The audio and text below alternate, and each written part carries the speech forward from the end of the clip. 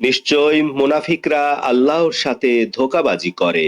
আল্লাহ তাআলা তাদের ধোঁকার জবাব দেন, যখন তারা নামাজে দাঁড়ায় তখন অলসতা সহকারে দাঁড়ায়, মানুষকে দেখায় আল্লাহকে সামান্যই স্মরণ করে। তারা সর্বদা ইতস্তত থাকে, এদিকেও নয় ওদিকেও নয়। যাকে আল্লাহ বিপদগামী করে, আপনি তার জন্য কোনো রাস্তা খুঁজে পাবেন না। হে বিশ্বাসী মানুষেরা, মুমিনদেরকে বাদ দিয়ে তোমরা কাফিরদের সাথে বন্ধুত্ব করিও না। তোমরা কি চাচ্ছ যে আল্লাহর জন্য তোমাদের বিরুদ্ধে একটা প্রমাণ দাঁড় করাবে? নিশ্চয় মুনাফিকরা জাহান্নামের তলদেশে অবস্থান করবে। আপনি তাদের জন্য কোনো সাহায্যকারী পাবেন না।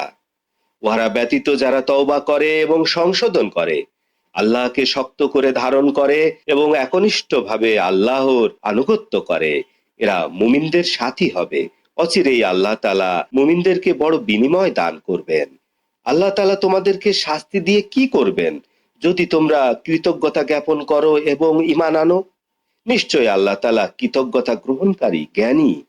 খারাপ কথা প্রকাশ করা আল্লাহ তাআলা পছন্দ করেন না। তবে যার উপর অত্যাচার করা হয়েছে সে প্রকাশ করতে পারে। আল্লাহ তাআলা সর্বশ্রোতা, সর্বজ্ঞ। ভালো কাজ যদি প্রকাশ্যে করো অথবা গোপনে করো, অপরাধ যদি ক্ষমা করে দাও, নিশ্চয় আল্লাহ তাআলা সর্বদা ক্ষমাশীল, ক্ষমতাবান। নিশ্চয় যারা অবিশ্বাস করে আল্লাহকে এবং তার রাসূলগণকে, এবং আল্লাহ এবং তার রাসূলগণের মধ্যে পার্থক্য সৃষ্টি করতে চায় এবং বলে আমরা কতককে বিশ্বাস করব, কতককে অবিশ্বাস করব, এবং তারা চায় এর মাঝখানে একটা রাস্তা সৃষ্টি করতে। উল্লেখিত চরিত্রের যারা অধিকারী তারা প্রকৃত কাফের, এবং কাফেরদের জন্য আমি প্রস্তুত রেখেছি অপমানজনক শাস্তি। যারা আল্লাহর প্রতি বিশ্বাস রাখে এবং তার রাসূলগণের উপর বিশ্বাস রাখে, অতঃপর তাদের কারো মধ্যে পার্থক্য সৃষ্টি করে না, অতি শীঘ্র তাদেরকে তাদের বিনিময় দান করা হবে, এবং আল্লাহ তাআলা চিরদিন ক্ষমাশীল, দয়াবান। আহলে কিতাবগণ আপনার কাছে দাবি করে যে আপনি তাদের উপর আসমান থেকে একটা চিঠি পাঠাবেন। নিশ্চয় তারা মুসায়ের কাছে এর চেয়ে বড় দাবি করেছিল। তারা বলেছিল, আমাদেরকে প্রকাশ্যভাবে আল্লাহকে দেখান। অতঃপর তাদের জুলুমের কারণে তারা একটা বিকট শব্দের শিকার হয়েছিল। অতঃপর তাদের কাছে উজ্জ্বল প্রমাণ আসার পরে তারা গোবৎস পূজা করেছিল। আমি উহা থেকে তাদেরকে ক্ষমা করে দিয়েছিলাম এবং মূসাকে দিয়েছিলাম উজ্জ্বল প্রমাণ।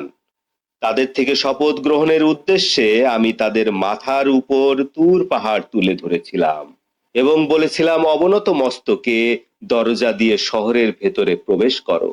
এবং আমি তাদেরকে বলেছিলাম, শনিবারের ব্যাপারে সীমা লঙ্ঘন করো না, এবং তাদের থেকে আমি শক্ত প্রতিজ্ঞা নিয়েছিলাম।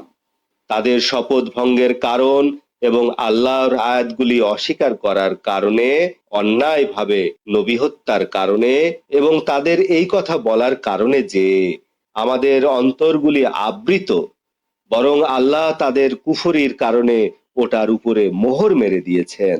অতএব তাদের সামান্য সংখ্যকই ঈমান গ্রহণ করবে।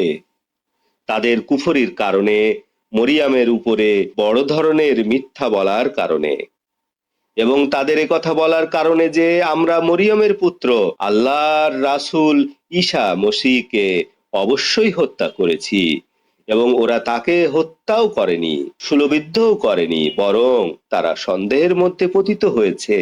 নিশ্চয় যারা ঈসায়ের হত্যার বিষয়ে মতভেদ করে তারা সন্দেহের মধ্যেই আছে। এ ব্যাপারে তাদের কোনো জ্ঞান নেই, ধারণার অনুকরণ ছাড়া। ইহা নিশ্চিত যে ওরা তাকে হত্যা করেনি, বরং আল্লাহ তাআলা তাকে নিজের কাছে তুলে নিয়েছেন। আল্লাহ তাআলা পরাক্রমশালী, কৌশলী। নিশ্চয় সমস্ত আহলে কিতাবগণ মৃত্যুর পূর্বে তার উপর ঈমান আনবে এবং কিয়ামতের দিন তাদের বিরুদ্ধে সাক্ষী দিবেন।